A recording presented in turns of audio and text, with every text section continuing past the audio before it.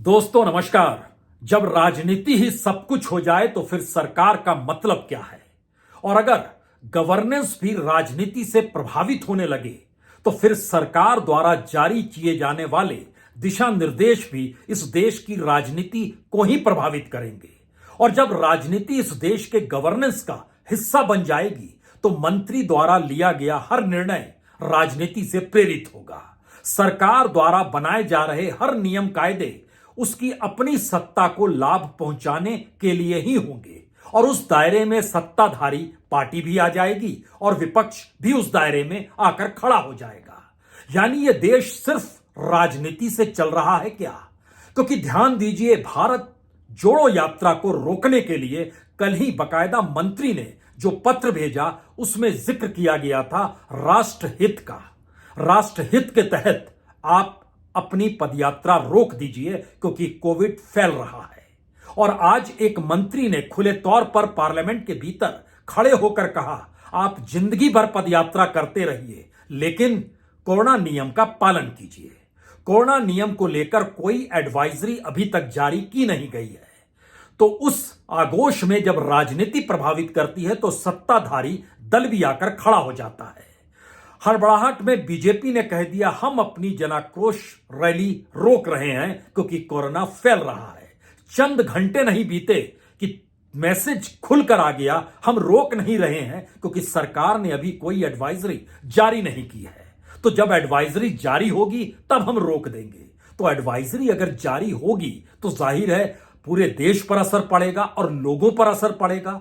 और जिस भारत जोड़ो यात्रा को लेकर राहुल गांधी निकले हैं उसमें कांग्रेस पार्टी कहां मायने रखती है? उसमें तो इस देश के लोग मायने रखते हैं। लोग जुड़ रहे हैं शहर दर शहर, गांव दर गांव, जिले दर जिले। और यह प्रक्रिया बीते 8 राज्यों में दिखाई दी और अब 9वां राज्य है।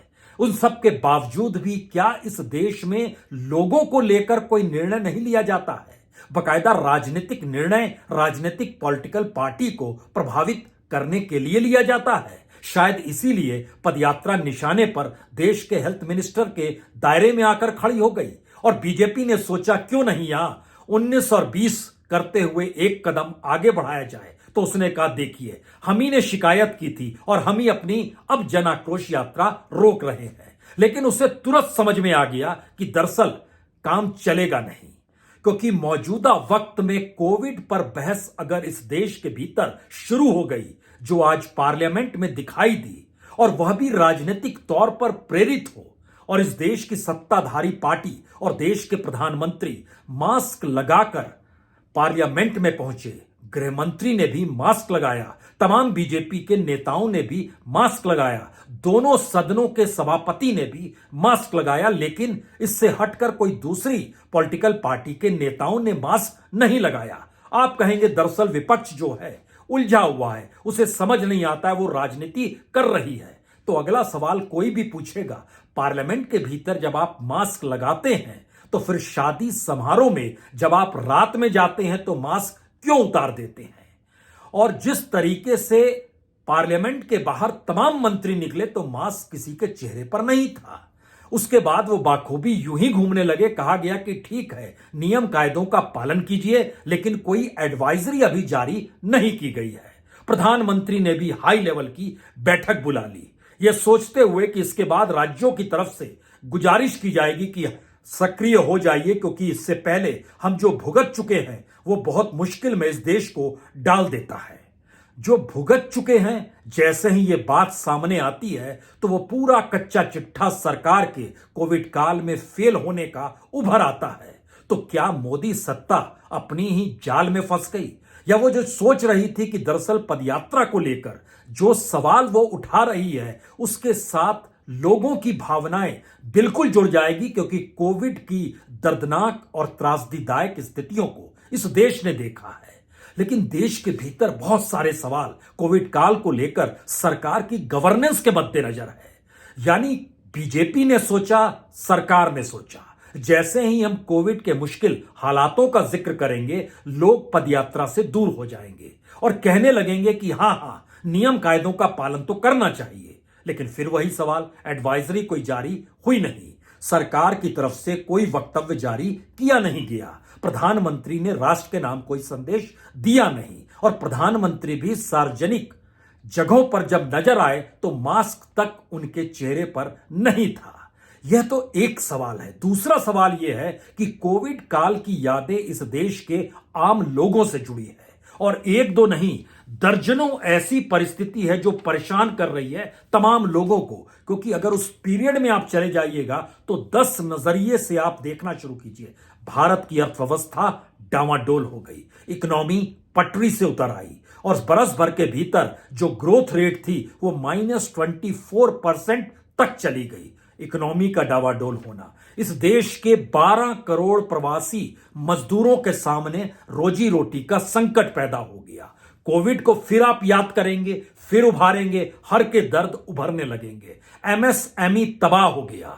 हालांकि आपने मदद देने की कोशिश की, लेकिन उस मदद के लिए कोई मायने नहीं रखती थी वो रकम, जो रकम 3 लाख करोड़ से आगे बढ़ नहीं पाई। कागजों में आपने 20 लाख करोड़ जरूर दिखा दिया। यानी इकोनॉमी की परिस्थिति उभरकर सामने आ जाएगी। एमएसएमई की परिस्थिति और उससे जुड़े लोग बार बार जिक्र करेंगे आपने उस दौर में क्या किया। प्रवासी मजदूरों के दर्द उफान कर सामने आ जाएंगे, जिन्होंने ना जाने पैदल कितने किलोमीटर की यात्रा की और कितनी मौतें इस दौर में रेलगाड़ी के भीतर, ट्रैक पर और सड़कों पर इस देश ने देखी है। उसके बाद उन परिस्थितियों के भीतर आइए, पूरा इंफ्रास्ट्रक्चर इस देश का क्या है, हॉस्पिटल का और हॉस्पिटल के भीतर भी ऑक्सीजन का, इसे भी इस देश ने बाखूबी देखा है।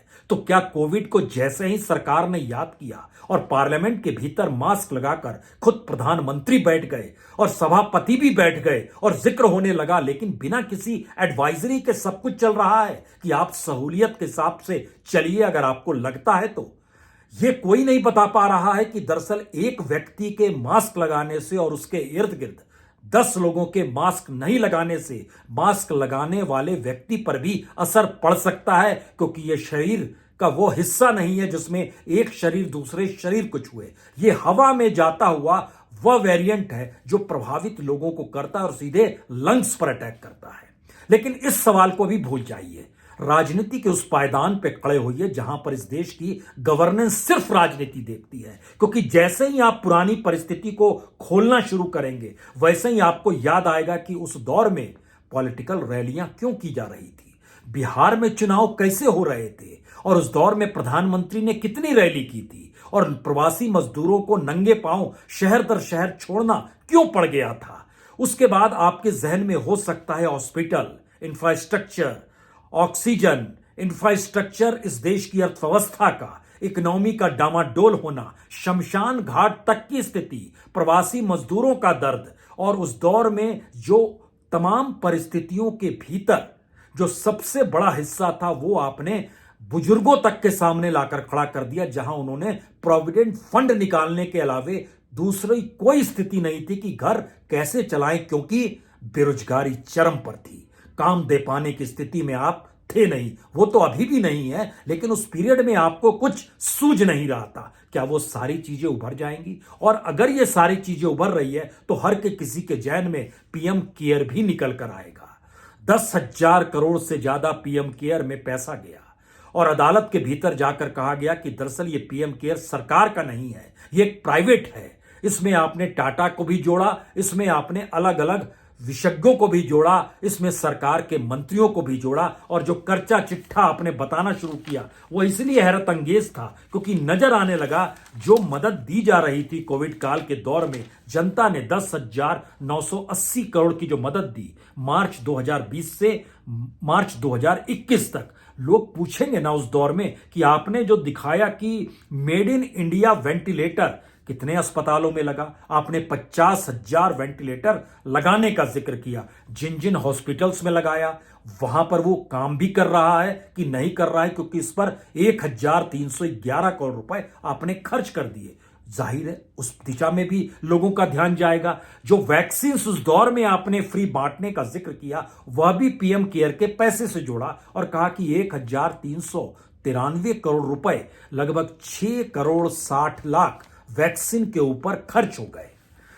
तब इसके बाद अगला सवाल था कि उस पूरे पीरियड के दौर में जो जो चीजें हो रही थी, क्या मौजूदा वक्त में सरकार उस मुद्दे को अब दबा चुकी थी, इसीलिए लोग भूल गए और देश अपनी रफ्तार में धीरे धीरे आ रहा है? तो क्या प्रधानमंत्री की समीक्षा बैठक राजनीति से प्रभावित तो नहीं है? क्योंकि कोई एडवाइजरी जारी नहीं हो रही है, चिंता हर कोई व्यक्त कर रहा है, पार्लियामेंट के भीतर चिंता, और उस पार्लियामेंट को लेकर वहां पर क्या काम होना चाहिए, इसको लेकर भी 23 तारीख को यह स्थगित कर दी गई और 24 तारीख को राहुल की पदयात्रा दिल्ली पहुंच रही है। और राहुल ने अपने तौर पर कह दिया यह पदयात्रा नहीं रुकेगी। जब उन्होंने कहा तो बीजेपी के भीतर भी शोर मचा रहे। आपने जन आक्रोश रैली खत्म कर दी उन राज्यों में जहां चुनाव होने हैं, जहां राजस्थान में आप निकाल रहे थे, कर्नाटक में निकाल रहे थे। तो राजनीति महत्वपूर्ण है या कोविड के नियम कायदे महत्वपूर्ण है? तो तुरंत कहा गया, बकायदा बीजेपी के नेता ने कहा कि अब हम जन आक्रोश रैली निकालेंगे जब तक कोई एडवाइजरी जारी होती नहीं है। तो क्या इस देश के भीतर में राजनीति के जरिए इस देश की गवर्नेंस को एक मजाक बना दिया गया है और राजनीतिक तौर पर बीजेपी को लाभ होता चला जाए, सत्ता के प्रति जनता का भाव नरम रहे, वह कोई सवाल ना पूछे और मीडिया चाक चौबंद तरीके से सत्ता के अनुकूल कभी इस पार कभी उस पार जिक्र करता चला जाए? क्योंकि कल तक मेन स्ट्रीम मीडिया कह रहा था कि देखिए राहुल की पदयात्रा राष्ट्र हित में रुक जानी चाहिए। सुबह उसने कहा देखिए जन आक्रोश रैली रुक गई ना तो फिर पदयात्रा राहुल की क्यों नहीं रुक सकती है। शाम होते होते कहा कोई एडवाइजरी है नहीं तो अच्छा है, जन आक्रोश रैली भी चल पड़ी है तो पदयात्रा भी चलती रहे। कमाल की स्थिति है। ऐसी गवर्नेंस और ऐसी राजनीतिक लाभ सत्ता और सरकार के जरिए कमाने की सोच इससे पहले आपने देखी नहीं होगी। क्योंकि जब हम इन बातों का जिक्र कर रहे हैं तो हमें लगता है कि कोविड के दौर में भारत को जिस तरीके से प्रभावित किया, उसने दरअसल उन परिस्थितियों को उभार दिया कि सरकारों का मतलब होता क्या है। सरकार या तो चुप्पी थाम लेती है या फिर मीडिया को अपने अनुकूल वातावरण बनाने के लिए लगा देती है। वह भूल जाती है कि कितनी मौतें हो रही हैं, वह भूल जाती है कि ऑक्सीजन पाइप में से ऑक्सीजन नहीं निकल रही है और अस्पताल में इलाज होते होते आईसीयू में इस देश के भीतर में 100 से ज्यादा मौत हो गई। कल्पना के परे है। यानी साइंस कहता है कि अगर आईसीयू तक आप पहुंच गए तो आपको इलाज मिल जाएगा, लेकिन कोविड काल ने पहली बार देखा कि आईसीयू में भी ऑक्सीजन नहीं पहुंच पा रहा है तो मौतें हो रही है। पहली बार देखा गया कि अगर जहां पर भीड़ जमा है उसे छिन्न-भिन्न करने के लिए सारे कामकाज ठप कर दिए गए और उसके बाद प्रवासी मजदूरों को कहा गया आप निकल जाइए अपने अपने घर या आप कैद हो जाइए जिस शहर में है उस शहर में रोजी रोटी की कमाई नहीं, लेकिन खाने के लिए 2 वक्त की रोटी भी नहीं। ऐसी परिस्थितियां भी देखी गई। तो क्या सारे घाव हरे हो रहे हैं? और सबको समझ में आ रहा है कि राजनीति से प्रभावित होकर अगर देश चलेगा तो वाकई अगर गंभीर स्थिति होगी तो राजनीति के लिए ढाल के तौर पर मीडिया तो लग जाएगा, लेकिन हकीकी तौर पर इस देश के लोगों का क्या होगा? क्योंकि अलग अलग परिस्थितियों में जब हमारी टीम ने आकलन किया तो यह हैरत अंगेज स्थिति थी कि पार्लियामेंट के भीतर भी क्या नाटक होगा। क्योंकि पार्लियामेंट कोविड काल में जब चल रही थी वो कब सस्पेंड की गई, उस पीरियड में अगर चले जाइएगा और मौजूदा वक्त को देखिएगा तो हास्यास्पद स्थिति बन जाएगी कि दरअसल राजनीति को साधने के लिए इस देश में चुनाव महत्वपूर्ण है। चुनाव जीतने के लिए कोविड कोई मायने नहीं रखता है। रैलियां चलें, लोगों की आवाजाही हो, कोई वहां कोविड नहीं आता है। सार्वजनिक तौर पर अलग अलग चकाचौंध में शामिल होने पर भी कोविड नहीं आता है, लेकिन जहां राजनीति को ऐसा महसूस होता है कि अब प्रतिबंध लग जाना चाहिए तो बकायदा राष्ट्र के नाम संदेश भी जारी होता है कि हम अब बंद कर रहे हैं सब कुछ। दर्द लोगों का नहीं, लोगों के ऊपर आने वाले मुश्किलों को लेकर कोई रास्ता नहीं। तो क्या वाकई इस पदयात्रा को लेकर जब इस देश के हेल्थ मिनिस्टर ने निर्णय राष्ट्रहित का जिक्र करते हुए लिया तो क्या 24 घंटे के भीतर राष्ट्रहित की परिभाषा बदल गई?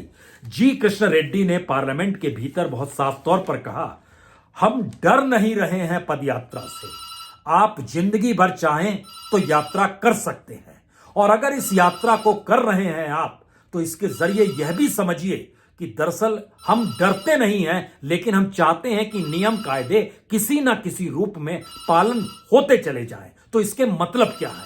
क्या वाकई इसका सिर्फ यही मतलब है कि राजनीति तौर पर जो चीजें प्रभावित करेंगी वही महत्वपूर्ण है, बाकी कोई चीज महत्वपूर्ण नहीं है? यहां पर 3 सवाल सबसे बड़े उठते हैं। ये 3 सवालों के दायरे में उन परिस्थिति को समझने की कोशिश कीजिए। ये 3 सवाल हैं कि भारत की राजनीति सबसे बड़ी हो गई है। पहला सवाल ये, भारत के भीतर राजनीति के बगैर इस देश को देखा समझा नहीं जाता है। दूसरा सवाल, राजनीतिक आईने में ही इस देश की गवर्नेंस चलती है, यानी गवर्नेंस को चलाने के लिए नौकरशाही राजनीति को देखती है और उसी के हिसाब से चीजों को अमल में लाती है। तीसरा सवाल, गवर्नेंस और अगर नौकरशाही राजनीति को हित साध रही है तो जो मुश्किल वक्त आता है, उस मुश्किल वक्त के दायरे में भारत के भीतर कोई भी नियम, कोई भी कायदा, कोई भी कानून उस राजनीति को ही पालता है और उसको आगे बढ़ाने की कोशिश करता है, जिसके जरिए सिर्फ एक ही सवाल हो कि राजनीति को लाभ क्या हुआ, और उसके बाद उस नौकरशाह की पीठ ठोकी जाए कि तुमने लाभ पहुंचा दिया, उस मंत्री को आगे बढ़ाया जाए। तो ध्यान दीजिए, जब यह परिभाषा राजनीतिक तौर पर और गवर्नेंस के तौर पर अंदर चली जाती है तो कोई मंत्री प्रधानमंत्री से कोई सलाह मशविरा नहीं करता, बल्कि यह उस सिस्टम का हिस्सा बन जाता है। और शायद इसीलिए चीन में जो कुछ हो रहा है, जो दृश्य वहां से आ रहे हैं, उस फैक्ट्स एंड फिगर को लेकर WHO को भी कहने पड़ा कि दरअसल चाइना पूरी जानकारी दे नहीं रहा है और हम उससे लगातार मांग कर रहे हैं कि आप जानकारी तो दीजिए हमें। यानी चीन के भीतर क्या स्थिति है, इसकी WHO को भी जानकारी नहीं है। भारत के भीतर की राजनीति को हर बात की जानकारी है। WHO जानकारी मांग रहा है, लेकिन भारत की राजनीति और भारत की गवर्नेंस कह रही है हमारे पास पूरे फैक्ट एंड फिगर है। जो स्थिति है उसमें बड़ी नाजुक स्थिति, और किसी वक्त भी वो भारत के भीतर जो वेरिएंट अलग अलग कहा जा रहा है, तो जिस वेरिएंट का जिक्र किया गया उसका पहला केस इस देश में जुलाई में मिला था, उसके बाद अगस्त में मिला, उसके बाद सितंबर में मिला, उसके बाद नवंबर में मिला। 4 केसेस मिले हैं। अब आप कल्पना कीजिए, ना जुलाई में सरकार ने कुछ कहा, ना अगस्त में कहा, ना सितंबर में कहा, ना नवंबर में कहा। सरकार सक्रिय हुई दिसंबर में। दिसंबर में भी तब जब पदयात्रा दिल्ली के चौखट पर आकर खड़ी हो गई। और ध्यान दीजिए, याद कीजिए दौसा की वो भीड़, जो बड़ी तादाद में राजस्थान में लोग निकल कर आ गए। उस भीड़ को देखकर राजस्थान के सांसदों को लगा अब तो कुर्सी गई, और वहां पर बीजेपी को लगने लगा कि अगर इस तरीके से लोग हरकत में आ चले हैं तो जब यहां अगले बरस चुनाव होंगे तो स्थिति नाजुक हो जाएगी। और यही स्थिति कर्नाटक के भीतर महसूस की गई, क्योंकि कर्नाटक में भी यात्रा से निकलते वक्त हजारों की तादाद में लोग यहां पर राहुल की पदयात्रा के साथ चल रहे थे। राजनीतिक तौर पर बीजेपी के लिए यह हड़कंप की स्थिति थी। राजनीतिक तौर पर निर्णय दिल्ली आते आते लिया गया, क्योंकि एक सच तो आप जान लीजिए, प्रधानमंत्री ने जिन सुविधाओं को अपने इर्द गिर्द रख लिया है, वह सुविधाओं का मतलब हो सकता है उनके साथ प्रोटोकॉल के तहत चलने वाली दुनिया की सबसे महंगी गाड़ियों का काफिला हो, एयर इंडिया का A1 हो, जिसमें लगभग 8,500 करोड़ रुपए खर्च किए गए कि मिसाइल भी उस पर असर न डाल पाए, 3 लेयर की सिक्योरिटी का दायरा हो, जिसमें जाहिर तौर पर SPG की सिक्योरिटी सिर्फ प्रधानमंत्री के लिए हो, जिस पर लगभग 450 करोड़ रुपया खर्च होता है। अगर इस दायरे और सुविधाओं की परिस्थिति का आप कच्चा चिट्ठा खोलना शुरू करेंगे तो कोई नहीं चाहता है कि ऐसी सुविधाएं उसके साथ ना जुड़े या वो खत्म हो जाए। कमाल की सुविधाओं की पूरी फहरिस्त है।